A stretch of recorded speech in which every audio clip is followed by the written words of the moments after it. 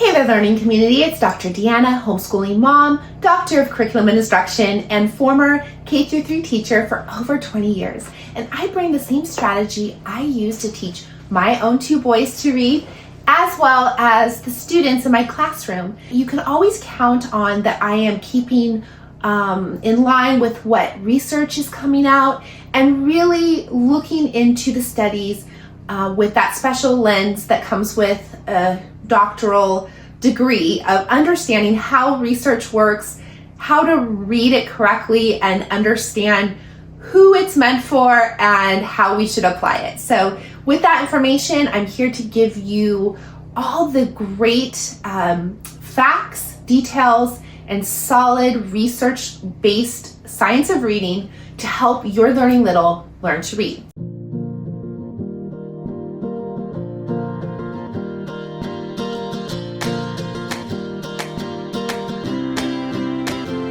So today we're going to talk about how to teach something I joke, formerly called sight words.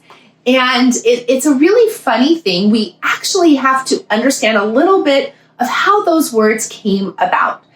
In fact, there's not even one set of sight words. There's actually multiple lists. We have the Dolch sight words. We have the Fry list. So there's definitely different compilations. There's a lot of overlap, but the history behind it or the reasoning behind it originally wasn't so much that they were words that didn't follow rules that should be memorized. That wasn't the purpose originally. It was actually that they were frequency words. They were words that we saw a lot. Now, before I go into these frequency words and our sight words and talk all about that, I want to encourage you to subscribe, hit the notification button or bell so that you never miss a learning moment, and share this with any family member that you have that has a learning little who is learning to read, because my goal is to get this out to as many families as possible so that they can have trustworthy information to help their child learn to read, especially right now, as we know there's so much going on in the world of reading development and literacy. And so my goal is to give back to the homeschool community and the education community and really help those who are working with children to achieve success in their reading, because it's a foundational skill. And it's definitely where my passion and my heart lie. So in any case, we're going to go into what some might refer to as sight words, but they're really actually frequency words. And frequency words were words that, or are words that are seen a lot in text. They come up a lot in text. So the idea was and is that it just makes sense that these are words we make sure our learning littles have mastered so that they're not spending a lot of time having to sound them out. Makes a lot of sense from the standpoint of fluency and being able to read smoothly, because if a child is having to stop a lot and start and stop in their reading and stutter and stretch things out, that really impacts their ability to process, understand, and ultimately comprehend text, which is the whole purpose of reading. It's actually really what reading is. Reading isn't just being able to make sense of the letter sounds. Reading is being able to make sense of what the words are saying together and taking that information, processing it. And so we want to give children these skills. And one way that we do that is helping them to be fluent, smooth in their reading. And that is how frequency words, also known as sight words, came to be about. That is the ideology and behind it. The problem became that we started using more of a drill and kill method. And for some kids, that works. There are definitely children that can just memorize these words and that works for them. If that's you, that's great. That's okay.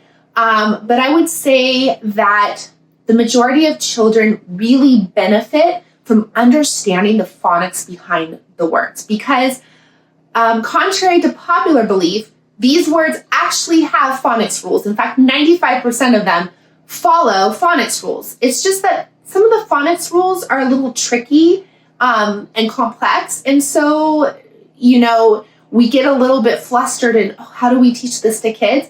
And as I've shared in previous videos, children's brains are really wired to acclimate to language, to learning. And while we have to train the brain to read, their brains are really structured in order to make sense of language. And again, as I've shared, if they can recognize that an apple is a fruit and a pear or a banana is a fruit, they can also recognize that there's more than one way to say a sound or represent a sound, I guess is the better way to say it. So with that, we're going to go into what I'm going to call frequency words, because that's the real purpose behind them. They are words that we see a lot in text, but we're not going to teach them in a way that is just memorization. The first step we want to do is actually teach the children the phonics behind the word. We want to teach children, when it comes to reading and phonics, we want to teach our children to fish. We don't want to just hand them the fish. That's only one meal, right? So if I just tell them how to spell a word or teach them to memorize one word, they've memorized one word or they've written one word. But if I teach them the phonics behind that, even if they don't understand it or remember it that first time, I've planted the seed. And so that is something that you can build upon. Remember, sometimes we're just seed planting, and that's okay too. Plant the seed in their brain, water it, remind them about that. Oh yeah, remember we talked about? Oh yeah, and it'll grow. Okay, so you want to teach them the phonics of what we are calling frequency words. We call them heart words now because there are parts of the word that we have to kind of remember by heart, which is technically memorization, but we're more breaking it down into phonics structures that they can apply to other words. So if I teach them how to read say, they can read say. But if I teach them, hey, listen, this is the word say, and the S goes with the sound, and the AY is a vowel team. That Y sometimes acts like a vowel. And together they're a vowel team saying A, say.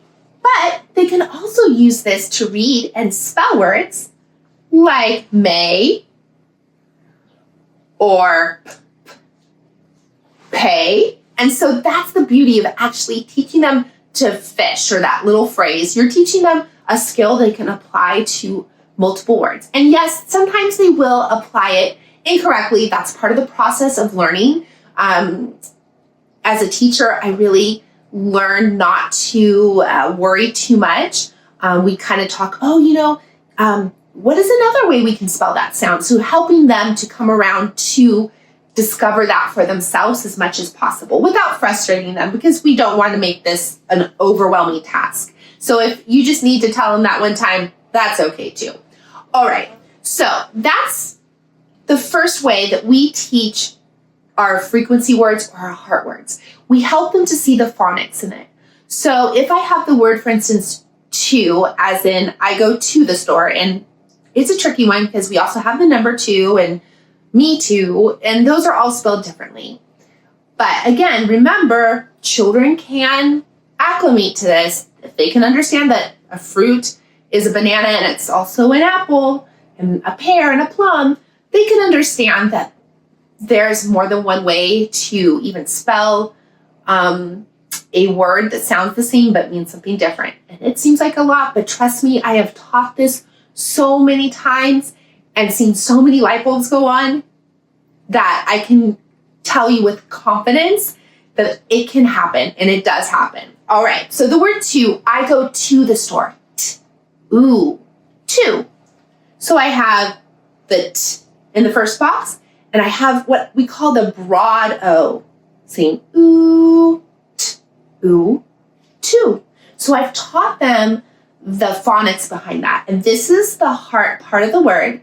So if I'm teaching this for the first time, I might put a little heart over it and say, okay, that's the part that we have to remember by heart.